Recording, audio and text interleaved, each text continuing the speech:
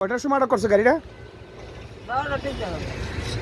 হবিগঞ্জের মাধবপুর উপজেলার নোয়াপাড়া ইউনিয়নের রতনপুর এলাকায় অবৈধভাবে বালু উত্তোলন ও পরিবহনের দায়ে ভ্রাম্যমাণ আদালত একজনকে ২ লাখ টাকা জরিমানা করেছেন।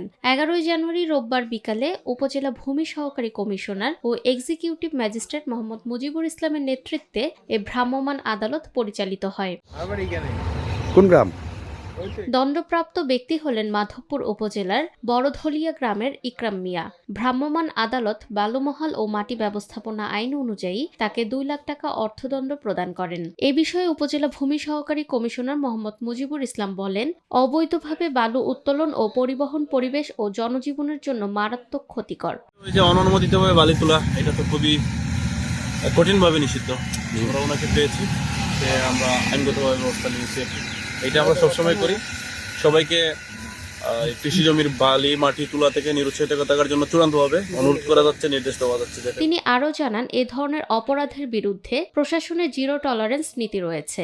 জনস্বার্থে এ ধরনের অভিযান নিয়মিতভাবে অব্যাহত থাকবে। নিরপেক্ষ, সত্য প্রকাশে আপোষহীন।